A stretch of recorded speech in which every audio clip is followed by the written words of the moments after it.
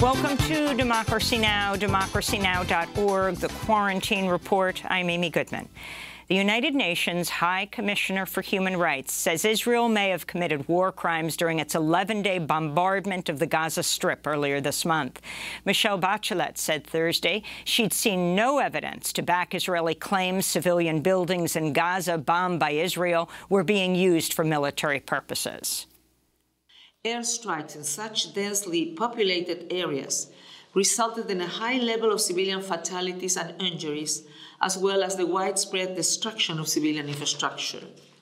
Such strikes raise serious concerns of Israel's compliance with the principles of distinction and proportionality under international humanitarian law.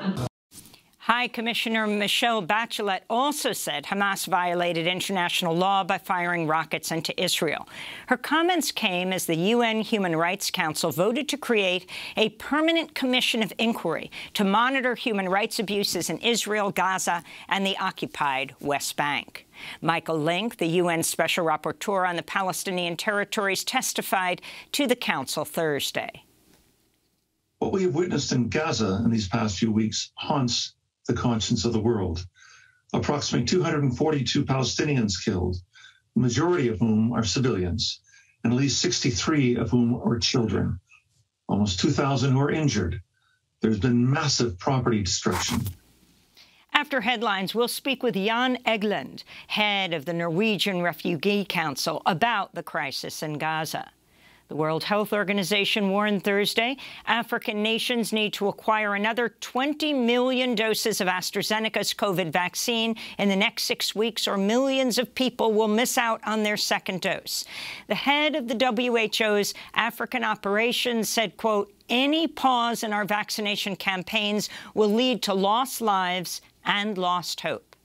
So far, African countries have received just 43 million vaccine doses for the continent's 1.2 billion people. This comes as a new report by Public Citizen finds wealthy nations could produce enough vaccines to inoculate 80% of people in low- and middle-income countries within a year, with an investment of just $25 billion. The People's Vaccine Alliance tweeted in response, quote, "The global vaccine apartheid is a policy choice. We have the means to end it," they said. Senate Republicans are preparing to use the filibuster to block Democrats from voting to create a 9/11-style commission to study the January 6th insurrection at the U.S. Capitol. Debate over a key procedural vote on the commission stretched until about 3 a.m. this morning without resolution. Meanwhile, Senate Minority Leader Mitch McConnell's reportedly calling fellow Republicans, asking them to support a filibuster of the bill as a personal favor. Alaska Republican Senator Lisa Murkowski accused McConnell of blocking the commission for political gain.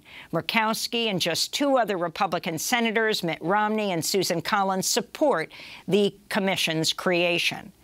On Thursday, the mother and girlfriend of Brian Sicknick, the police officer who died a day after he was attacked by the pro-Trump mob at the Capitol, personally met with Republican senators to press them to support the commission. The Senate confirmed Christine Wormuth as the first woman Secretary of the Army. She served as a Pentagon policy chief under President Obama and led President Biden's transition team at the Pentagon.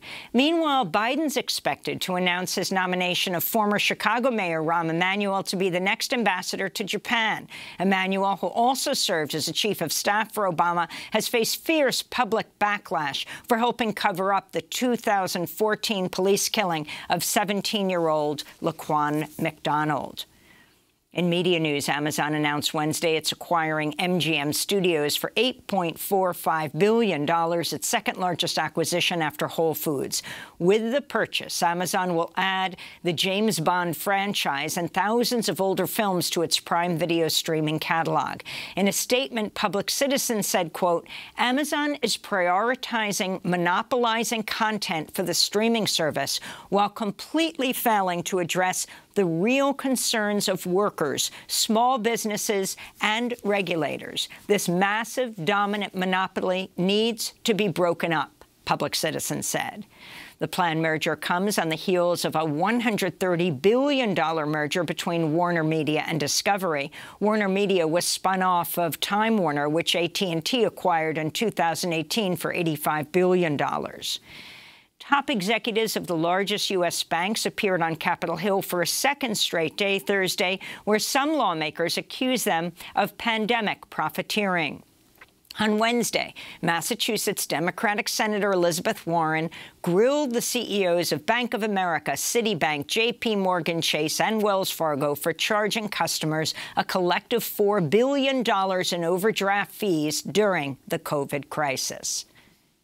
While you automatically and at no cost got complete protection from overdraft fees at the Federal Reserve, could you please raise your hand if you gave the same automatic protection to your customers and automatically waived all of their overdraft fees? Okay, I'm not seeing anyone raise a hand, and that's because none of you gave the same help to your customers that the bank regulators extended to you. More information has emerged about the gunman in the San Jose mass shooting who killed 9 co-workers before turning the gun on himself. A Homeland Security memo reveals customs officers had detained Samuel Cassidy in 2016 as he returned from a trip to the Philippines. He professed a hatred for his workplace, where Wednesday's massacre took place, and possessed books and manifestos about terrorism. An ex-partner accused him of sexual assault in 2009, and his ex-wife told reporters he talked about killing co-workers when they were married well over a decade ago. Authorities recovered 3 handguns at the scene of the massacre, at least 2 of which were semi-automatic pistols with 11-round magazines. The FBI said the guns were legally obtained and registered. And there's evidence that he targeted the victims he killed.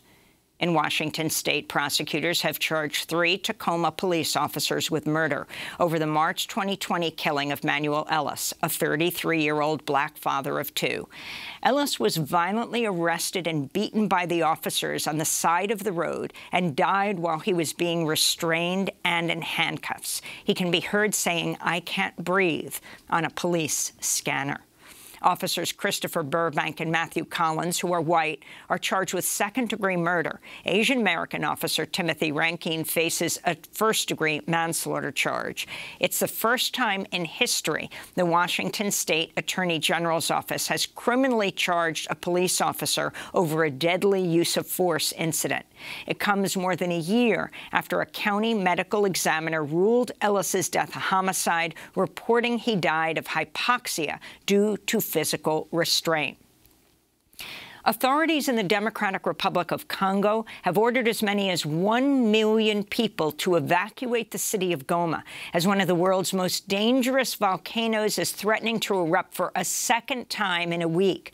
Lava from Saturday's eruption left about 20,000 people homeless and killed at least 32 people, but powerful aftershocks and frequent tremors since then have rattled nerves and prompted fears over the fate of Goma, a densely populated city at the foot of the volcano. We'll go to Jan Egeland in Goma in the Democratic Republic of Congo. He's head of the Norwegian Refugee Council after headlines. And in Australia, a court ruled the government has a duty to protect children and the environment from the effects of the climate catastrophe. In a case brought by 8 high school students, a federal judge acknowledged, quote, "many thousands will suffer premature death from heat stress or bushfire smoke." The judge stopped short, however, of granting an injunction on the expansion of a coal mine. This is Ava Princey, one of the young climate activists and plaintiffs in this historic case. The law now recognises that the Environment Minister is in a special position of power to prevent foreseeable harms to young people. I feel elated by this decision, and this is not over. This case was about young people stepping up and demanding more from the adults whose actions are determining our future well-being. And those are some of the headlines. This is Democracy Now!, democracynow.org, The Quarantine Report. I'm Amy Goodman.